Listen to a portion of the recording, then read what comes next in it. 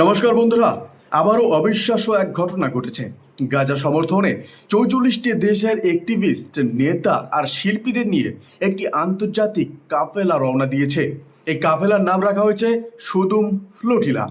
সুদুম শব্দটি এসেছে আরবি ভাষা থেকে, যার অর্থ হলো দৃঢ়তা, সাহস আর শেষ পর্যন্ত লড়ে যাওয়া। এই অভিযানে প্রায় ২০টি জাহাজ ও ৩০০রও বেশি মানুষ অংশ নিয়েছেন। তাদের মধ্যে আছেন ডাক্তার, সাংবাদিক, সমাজকর্মী, ক্যাম্পেনার এবং মানবাধিকার কর্মী। ফ্লোটিলাটি রোববার স্পেনের বার্সেলোনা শহর থেকে যাত্রা শুরু করেছে। বিশেষ বিষয় হলো, এই শহর কিছুদিন আগেই কিন্তু ইসরায়েলের সঙ্গে সব সম্পর্ক ছিন্ন করে দিয়েছে।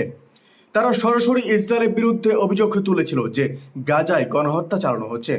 এখন এই জাহাজগুলো বার্সেলোনা থেকে রওনা দিয়ে ইটালি, গ্রিস আর টিউনিশিয়া হয়ে গাজার উদ্দেশ্যে যাবে। বন্ধুরা, এই মিশনে কিছু নামকরা মুখও আছেন, যেমন সুইডিশ পরিবেশ আন্দোলনের কর্মী গ্রেটা থানবার্গ। এই নামগুলো পরবর্তী আবার আসবে। তারা কি বলেছে সেগুলো কিন্তু আপনাদের সামনে শোনাবো। আইরিশ অভিনেতা লিয়াম কানিংহাম আর বার্সেলোনার সাবেক মেয়র আডা কোলাভ। অনেকের প্রশ্ন, এই মিশন সফল হবে তো?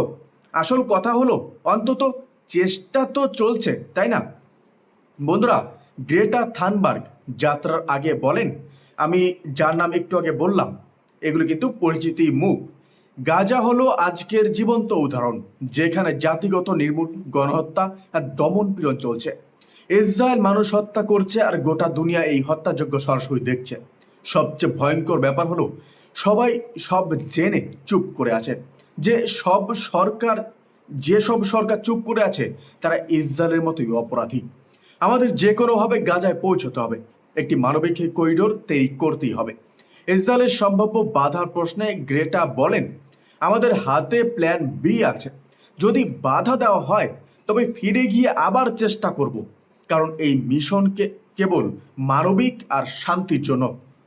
বার্সেলোনার সাবেক মেয়র আডা কোলাভ বলেন, এই আন্তর্জাতিক জন অবলিগেশন নীরব থাকা কাপুরুষ প্রতিষ্ঠানগুলোকে বাধ্য করছে সত্য বলার জন্য।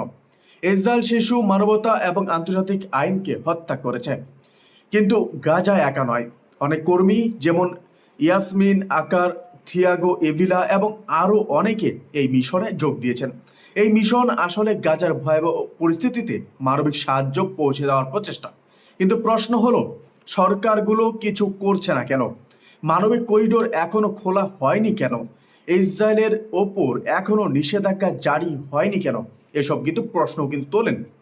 তাদের মতে, ফিলিস্তিনিদের উচ্ছেদ আর হত্যা আজ থেকে নয়, ১৯৪৮ সাল থেকেই অব্যাহত রয়েছে।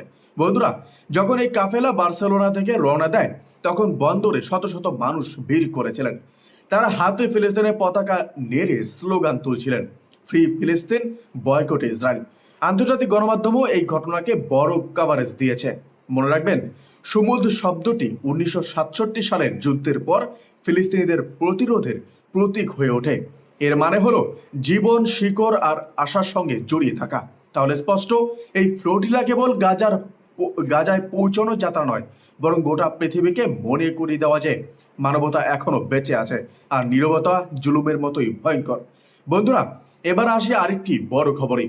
ইয়েমেনের হুতি সংগঠনের নেতা আব্দুল মালিক আল হুতি সম্প্রতি এক বড় ঘোষণা দিয়েছেন। তিনি জানান, গত সপ্তাহে ইসরায়েলের বিমান হামলায় ইয়েমেনের প্রধানমন্ত্রী আহমেদ আল রাহাবি এবং আরও কয়েকজন মন্ত্রী শহীদ হয়েছেন। এই হামলা হয়েছিল এক সরকারি কর্মশালায়। কিন্তু আল হুতি স্পষ্ট করে দেন, এই হামলা কখনোই ইয়েমেনের সংগ্রাম থামাতে পারবে না। আসল শত্রু ইসরায়েল গোটা উম্মাহের জন্য হুমকি হয়ে দাঁড়িয়েছে, এরকমটা তিনি বলেছেন। তারা নারী, শিশু আর নিরীহ মানুষকে নিশানা বানাচ্ছে। তার ভাষায়, ইসরায়েলের ইতিহাস জুলুম আর অপরাধে ভরা। ফিলিস্তিন, গাজা, লেবানন, সিরিয়া, ইরাক, যেখানে তাকাও সেখানেই তাদের রক্তাক্ত ছাপ। আমরা যদি চুপ থাকি, তবে উম্মাহ দুর্বল আর দাসে পরিণত হবে। হতি নেতা আরও বলেন, আমাদের প্রতিরোধ থামবে না, সেটা হোক রাজনীতি, সামরিক, অর্থনৈতিক কিংবা মিডিয়ার ময়দান। আমরা প্রতিটি ফ্রন্টে লড়ব।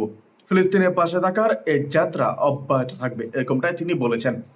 এই হামলায় প্রধানমন্ত্রী ছাড়াও আরও অনেকে কর্মকর্তা কিন্তু নিহত হয়েছেন।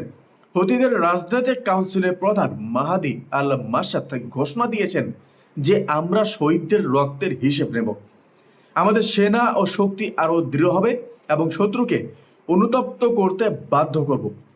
আর আমি ইসরায়েলে ব্যবসা করা কোম্পানিগুলোকে সতর্ক করছি, এখনই চলে যাও, নইলে পরিণতি কিন্তু ভয়ঙ্কর হবে। মনে রাখবেন, সাম্প্রতিক মাসগুলোতে হুতি যোদ্ধারা একের পর এক ড্রোন ও মিসাইল হামলা চালাচ্ছে। শুধু তাই নয়, লোহিত সাগর ও এডেন উপসাগরে ইসরায়েলের সঙ্গে যুক্ত বাণিজ্যিক জাহাজগুলোকেও তারা নিশানা বানাচ্ছে। তাদের দাবি, এটা ফিলিস্তিনের প্রতি সংহতি জানাতেই করা হচ্ছে। এবার আসি আমেরিকার এক জরিপে, যা সবাইকে অবাক করেছে। বন্ধুরা, 18 থেকে 24 বছর বয়সী প্রায় 60% তরুণ বলছেন যে তারা এই যুদ্ধে ইয়েমেনের চেয়ে বরং ফিলিস্তিনি গ্রুপ হামাসের সঙ্গে আছেন। তাদের সরাসরি প্রশ্ন করা হয়েছিল যে ইসরায়েল হামাস যুদ্ধে আপনি কাদের সমর্থন করছেন, আর উত্তরে সংখ্যাগরিষ্ঠ তরুণেরা হামাসের পক্ষেই দাঁড়িয়েছেন। বন্ধুরা, এই রিপোর্ট আসার পর কিন্তু প্রচুর পরিমাণ চাঞ্চল্য সৃষ্টি হয়েছে মিডিয়ার মধ্যে। কিন্তু বয়স বাড়ার সঙ্গে সঙ্গে মত বদলাচ্ছে। 25 থেকে 34 বছর বয়সীদের মধ্যে প্রায় 65% ইসরায়েলের পাশে, 35 থেকে 44 বয়সীদের মধ্যে এই হার 70%, আর বয়স্কদের মধ্যে তো 80 থেকে 90% পর্যন্ত ইসরায়েলের পক্ষে রয়েছেন। অর্থাৎ নতুন প্রজন্ম স্পষ্টভাবে ইসরায়েলের বিরুদ্ধে অবস্থান নিচ্ছে। জরিপের আরও একটি বড় ফল, আমেরিকার মানুষেরা দুভাগে বিভক্ত। প্রশ্ন করা হয়েছিল যে ইসরায়েল কি গাজায় গণহত্যা চালাচ্ছে? এই প্রশ্নের উত্তরে জানেন কি এসেছে জরিপে? 50% বলেছে হ্যাঁ, আরেক 50% বলেছে না। তবে 51% আমেরিকান বিশ্বাস করেন ইসরায়েলের সমালোচনা মানে ইহুদি বিদ্বেষ নয়, বরং ফিলিস্তিনিদের মানবাধিকারের পক্ষে কথা বলা। এই জরিপটি হয় 20 থেকে 21 আগস্ট, যা হ্যারিস পোল ও হ্যারিস এক্সের যৌথ উদ্যোগে। আপনারা কিন্তু গিয়ে দেখতে পারেন, রিসার্চ করতে পারেন, অল্প একটু সার্চ করে গুগলে। বন্ধুরা, এবার পয়েন্টে আসি। এতে 2000-এরও বেশি ভোটার অংশ নিয়েছিলেন। এবার লেবাননের দিকে আসি।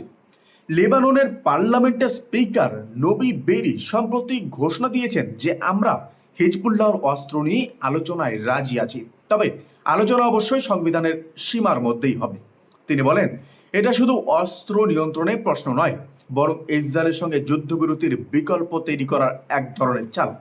কারণ আমেরিকা একটি পরিকল্পনা দিয়েছিল, যদি হিজবুল্লাহ অস্ত্র ছেড়ে দেয় তবে নাকি ইসরায়েল লেবাননের দখলকৃত 5টি এলাকা থেকে সরে আসবে এবং পুনর্গঠনের জন্য অর্থ সহায়তাও দেবে।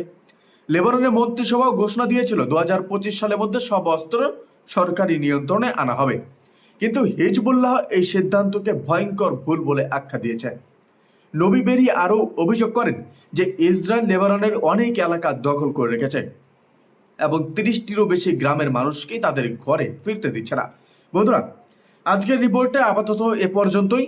কিন্তু যাওয়ার আগে আপনাদের উদ্দেশ্যে একটা প্রশ্ন রইল, আপনি কি মনে করেন ফিলিস্তিনের প্রতি এই বিশ্বজনীন আন্দোলন কি সফল হবে, নাকি বড় শক্তিগুলো চাপে ভেঙে পড়বে?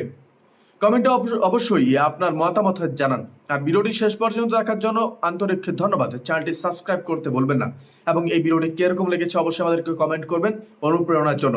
আর আপনাদের বলে রাখি, এইসব ভিডিও বা ইসরায়েল ফিলিস্তিন মধ্যপ্রাচ্যের এই বিষয়গুলি নিয়ে কথা বলে অনেক ক্রিয়েটার আগেও বলেছেন আপনাদেরকে যে কি কি সমস্যা হয় একটি চ্যানেলের মধ্যে এইসব ভিডিও বানানোর জন্য। অবশ্যই আপনাদের সাহায্য দরকার, আপনাদের কমেন্ট দরকার। যত বেশি কমেন্ট করবেন আমার চ্যানেলের রিচ তত বাড়বে। ধন্যবাদ। জয় হিন্দ।